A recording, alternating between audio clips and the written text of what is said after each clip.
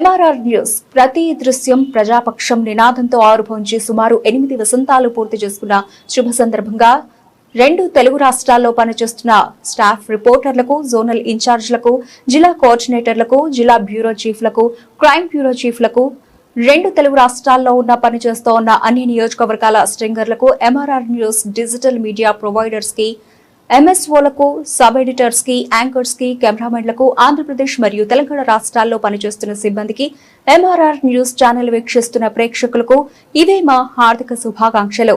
మా ఛానల్ ని వీక్షించండి, లైక్ చేయండి, షేర్ చేయండి, సబ్స్క్రైబ్ చేయండి. గ్రామీణ ప్రాంతం నుండి పట్టణాల వరకు ప్రతి సమస్యను అధికారుల దృష్టికి తీసుకెళ్లి సమస్య పరిష్కారానికి కృషి చేస్తూ ఉన్న MRR న్యూస్ ప్రతి దృశ్యం ప్రజాపక్షం నినాదంతో ఆరంభమై నేటికి 8 వసంతాలకు చేరువలో ఉన్న MRR న్యూస్ ఛానల్ అతి త్వరలో విశాఖపట్నం, విజయవాడ, గుంటూరు, చిత్తూరు, నెల్లూరు, శ్రీకాకుళం, కర్నూలు, పల్నాడు జిల్లా, విజయనగరం, బాపట్ల, నల్గొండ, హైదరాబాద్, నిర్మల్, ఆదిలాబాద్, సిద్దిపేట జిల్లాల్లో ప్రసారాలు టెలికాస్ట్ కానున్నాయని MRR news managing director M Raja తెలియజేశారు. బులెటిన్ ముగించే ముందు అందరికీ నమస్కారం. పల్నాడు జిల్లా వ్యాప్తంగా 194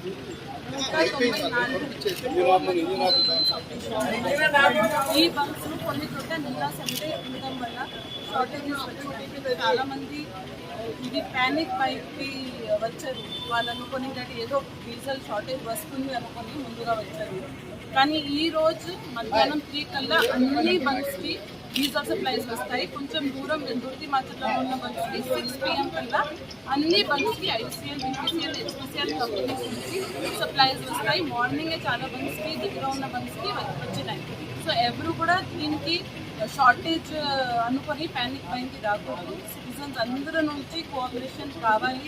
ఎందుకంటే ఇది హిస్టారికల్ సేల్స్ డేటా చూస్తే గత సంవత్సరం ఏప్రిల్లో ఎన్ని సేల్స్ జరిగినాయి, దానికి 2 times వరకు మన దగ్గర ఎప్పుడు స్టాక్ అవైలబుల్ ఉన్నాయి అన్ని బంక్స్.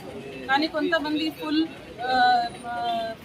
అన్ని నేను మొత్తం ఫిల్ చేయాలి, నాకు ఎంత స్టాక్ కావాలి, దానికంటే 2 times ఉండాలి నా దగ్గర అది అనుకుని ఎక్కువ వస్తున్నారు. కాబట్టి లిమిట్ పెట్టడం జరిగింది.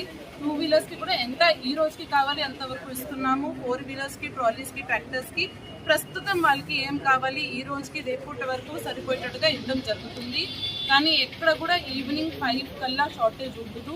ప్రతి ఒక్క బంక్కి సప్లైస్ వస్తాయి. సో ఎవరు కూడా ప్యానిక్ బైకి వెళ్ళకూడదు, హోర్డింగ్కి వెళ్ళకూడదు. రైతులకి కూడా చెప్పడం జరుగుతుంది. ఎక్కడెక్కడ వాళ్ళు క్యాన్స్ తీసుకుని వచ్చారు అక్కడ ఉన్న లోకల్ సచివాలయం సిబ్బంది, BRO, అగ్రికల్చర్ అసిస్టెంట్ సర్టిఫికేషన్ ఇస్తున్నారు. వాళ్ళు నిజంగా రైతులు వాళ్ళ దగ్గర హార్వెస్టర్స్ ఉన్నాయి లేదా ఎక్విప్మెంట్ ఉన్నాయి. ఆ సర్టిఫికేషన్ని బట్టి వాళ్ళకి కూడా ఒక 2 రోజుకి తగ్గట్టుగా సరిపోయేటట్టుగా ఇవ్వడం జరుగుతుంది. దీంతో పాటు ప్రతి ఒక్క బంక్లో మన రెవెన్యూ మరియు పోలీస్ సిబ్బంది అక్కడ ఉన్నారు. ప్రతి ఒక్క లీటర్ ఎవరికి వెళ్తున్నాయి, వాళ్ళు దేనికి వాడుకుంటున్నారో అది మానిటర్ చేస్తున్నారు.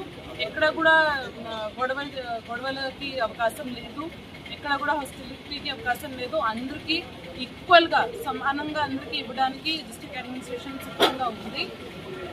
సిటిజన్స్ అందరూ దీనికి సహకరించాలి కోరుకుంటున్నారు.